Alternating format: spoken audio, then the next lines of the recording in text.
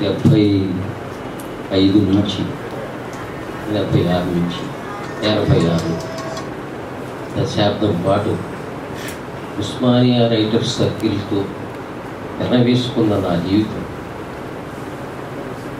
నా కౌటుంబిక జీవితం, కవిత్వ జీవితం చాలా శోభాయమానది, చాలా గొప్పగా పరిమళించింది, చాలా విస్తృతి చెంది. దానికి కారణం నా గొప్పతనం కాదు, ఆ ఉస్మానియా రైటర్స్ సర్కిల్స్లో ఉన్న ఒక యువరక్తం, శంకరు, రఘునాథ్, శ్రీరాములు, సుంకిరెడ్డి, శ్రీరాములు, సిద్ధారెడ్డి, శంకరు, ఆ టైంలోనే దేవరాజు మహారాజు, వీళ్ళందరూ ఉన్నారు, చాలామంది 10 మంది ఉన్నారు.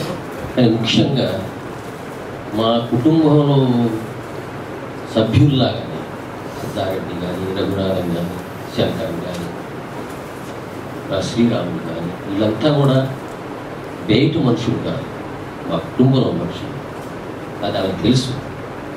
76లో మొదటిసారి ఏదో హాస్టల్ డేకి వెళ్ళినప్పుడు సిద్ధారెడ్డి రఘునాథాన్ని పరిచయం చేసి, ఇట్లా మా క్లాస్మేట్స్ సార్ పద్యాలు రాస్తాడు, కొంచెం సిగ్గుపడ్డ తర్వాత ఇక అదే కొనసాగుతూ వచ్చింది. వాళ్ళు కవిత్వం కోసం ఇందాక చెప్పాడు సిద్ధారెడ్డి. 76 తర్వాత విప్లవ రచయితల సంఘం రచయితలు ఉద్ధృతంగా ఉన్న దశలో వస్తు చర్చ, రూపచర్చ జరుగుతున్న సందర్భంలో మన సైద్ధాంతిక భూమిని వదలకుండా అద్భుతమైన కవిత్వం రాయలేమా అని చర్చ సిద్ధార్థ హోటల్ అంతా చేరేవాళ్ళు, చాలా సీరియస్గా చర్చించేవాళ్ళు. ఇందాక సిద్ధారెడ్డి అన్నట్టుగా వీళ్ళ ముందు పోయం చదవడానికి నేను భయపడేవాడిని. అది సిద్ధార్థ కావచ్చు, దొరక హోటల్ కావచ్చు, వీళ్ళని మెప్పించడం అంత సులభం కాదు. అక్కడి నుంచి వచ్చింది ఆ పోయం, నీకు సిద్ధారెడ్డి తెలుసు, పశ్చిమలో ఇమడాల్సిన అందం. అది ఆ చర్చల్లోంచే నా పోయం ఒకటి వచ్చింది. ఆకులో ఆకాశాన్ని, ఆకాశంలో అడవుల్ని చూడలేనివాడు మనుషుల్లోని మహత్తర ఆకాశ అటవీ సౌందర్యాన్ని చూడలేడు. రోడ్లలో నదుల్లో నవచేత్ర పదాలని చూడలేనివాడు మనుషుల్లోని నవోన్మేష ఆశా వసంతోత్సవాన్ని చూడలేడు. ఆ రోజుల్లో ఎట్లా వస్తువుని అంటే కొత్త పోయం రావడానికి కొత్తగా చూడటం చాలా ముఖ్యం. చాలా విస్తృతంగా చర్చ జరిగింది. ముగింపు ఎట్లా ఉండాలి, ఓపెనింగ్ ఎట్లా ఉండాలి, మధ్యలో నిర్వహణ ఎట్లా ఉండాలి, విస్తృతంగా చదివేవాడు రఘునాథ్. వీళ్ళందరూ కూర్చొని చర్చించుకునేవాళ్ళు. నా పిల్లల్లో చెంపుగాడు ఆర్టిస్టు, కాంతుడు కవి అయ్యాడు. ఈ గొప్పతనం నాది కాదు, నా పిల్లలైనందువల్ల అది జరగల. నా ఇంట్లో ఏర్పడ్డ వాతావరణం మీ అందరికీ తెలుసు, అది ఒక కమ్యూన్ లాగా ఉండేది నా ఇల్లు. ఎంతమంది మిత్రులు, కవులు, రచయితలు, కథకులు, నవలాకారులు కొన్ని గంటల తరబడి ఇళ్లలో ఉండి మాట్లాడుకోవటం వల్ల నేను అనుకోవటం ఆ క్లైమేటు, ఆ వాతావరణం వాళ్ళని ఇటు తీసుకొచ్చింది తప్ప నా ప్రభావం ఎంత మాత్రం కాదు. అందుకు వీళ్ళకి నేను రుణపడి ఉండాలి, జీవితాంతం రుణపడి ఉంటాను. ఏదో కాకుండా ఆడు ఒడ్డుంటాడేమో సార్, ఆడు కవి అయ్యాడు, వీడు ఆర్టిస్ట్ అయ్యాడు, వాడికి ఒక వ్యక్తం చేసుకుంటానికి ఒక ఆధారం దొరికిందో బతికిపోతారు. అవ్యక్తి చేసుకుంటానికి ఒక ఆధారం దొరికినాడు చచ్చిపోడు. రఘునాథం చచ్చిపోలేదు. చాలా అద్భుతమైనటువంటి గంటల తరబడి ఫోన్లు చేసి మాట్లాడేవాడు, చర్చలు చేసేవాడు. తెలంగాణ ఇష్యూ వచ్చిన తర్వాత కూడా 40-50 నిమిషాలు మాట్లాడుతూ చర్చ చేసేవాడు వాళ్ళతో. మా పిల్లలు చిన్నపిల్లలు అప్పుడు నా మొదటి పెద్ద పిల్లలు ఉంటారు, నా మొదటి తరం పిల్లలు. నాకు పుట్టలేదు కానీ మా ఇంట్లో పెద్ద పిల్లలకి లెక్క. ఈ వృషం సర్కిల్ మొత్తం కూడా అందుకు ఇంకా ఇన్నర్ సర్కిల్ ఉంది. ఇన్నర్ సర్కిల్తో చర్చలు, వాదోపవాదాలు. అది నేను విమర్శించుకుంటానికి, ఆలోచించుకుంటానికి, కవిత్వంలో పరిణామం చెందటానికి వీళ్ళ సూచనలు, చర్చలు సభాముఖంగా చెబుతున్నాను. చాలా దోహదపడ్డాయి. చాలా ఫ్రెష్గా ఉన్నారు వాళ్ళు. ఇప్పుడు కూడా చెబుతాయి. ఇప్పుడు మనం నేర్చుకోవాల్సింది, ఇప్పుడు కొత్తగా రాసేవాళ్ళ దగ్గర నుంచి మనం నేర్చుకోవాలని చెబుతూ ఉంటాను. ఎందుకంటే ఆ సందర్భం వచ్చినటువంటి శక్తి, ఒక తాజాదనం ఆ కవికి ఉన్నట్టుగా 30-40 ఏళ్ళు రాసేవాడికి ఉండదు. అప్పుడు కొంచెం పాతపడ్డా నేను. అప్పుడు ఈ నేత్రధనస్సు వచ్చింది. ఒక ఒక పొయిట్రీ యాంథాలజీకి పేరు పెట్టడానికి కూడా ఎన్నో రోజులు చర్చించి యుద్ధం చేసి నేత్రధనస్సు పేరు పెట్టింది సిద్ధారెడ్డి. పారమితని పేరు పెట్టినప్పుడు వ్యతిరేకించి ఇట్లా అంటే అంత ఆత్మీయంగా ఇప్పుడు జరగటానికి ఆస్కారం లేదు, జరగదు. ఎందుకంటే ఫ్రాగ్మెంటేషన్ అయిపోయింది, విచ్ఛిన్నం అయిపోయింది. బహుశా మీ పిల్లలు మా పిల్లల్లాగా అవటానికి చాలా అసాధ్యం.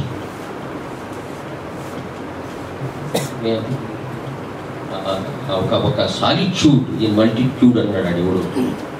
రఘునాథం ఆ సాలిట్యూడ్ని మల్టిట్యూడ్లో అనుభవించాడు. It's a great wonderful poet.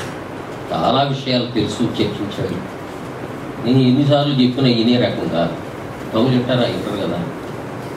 ఎన్నిసార్లు చెప్పి అదేం చేసింది సార్ మానేవాడు. అరే డాక్టర్ చెప్పినాకన్నా మానేవయా, 2 నెలలు మాట్లాడేవయా, నెల మానేవయా, 5-6 నెలలు ఇదే రకం కాదు. అదేం చేసింది సార్, మనం కవి మరణాన్ని చేయిస్తాడు సార్ అనేవాడు. అటువంటి రఘునాథం వెళ్ళిపోయాడు. అతను కవిత్వం మిగిలేదే కవిత్వం. రఘునాథం వ్యక్తిగత జీవితం అన్నీ మనం ఇంకో 10 ఏళ్ల తర్వాత ఎవడు తెలియకపోవచ్చు. కవిత్వం తెలుస్తుంది. కవిత్వమే అతని వాతావరణం, కవిత్వమే అతని జీవితం. దీన్ని అబ్బాయి రవి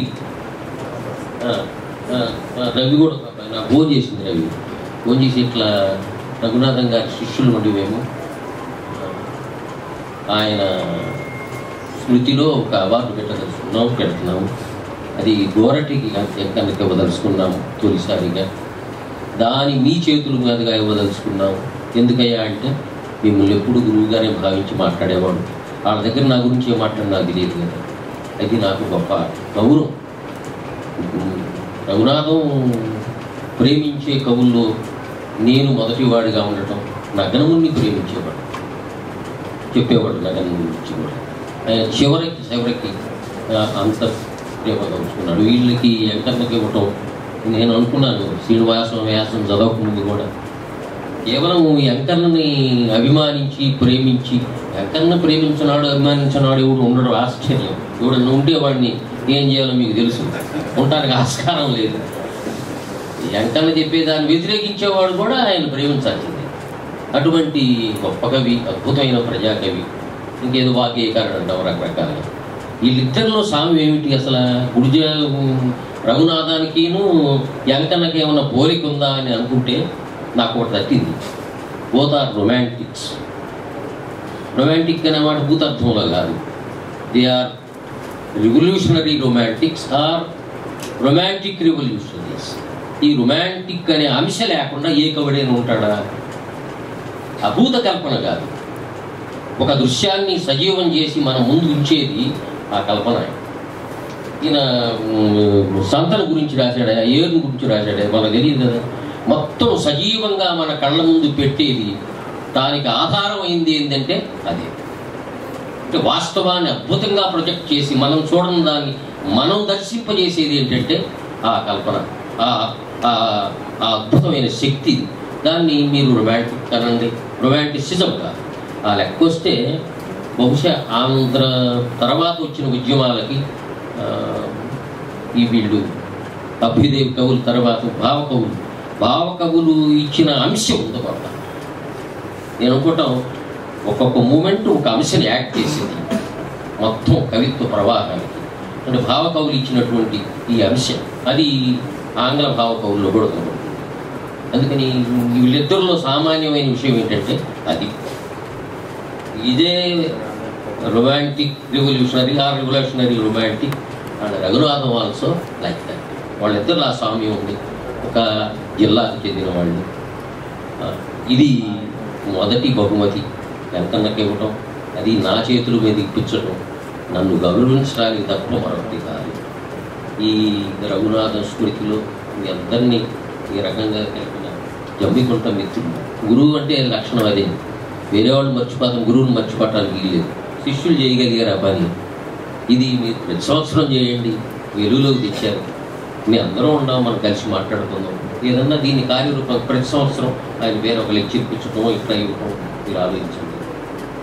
ఈ గౌరవం దక్కించిన జమ్మికుంట మిత్రులందరికీ నమస్కారం చేస్తూ సెలవు.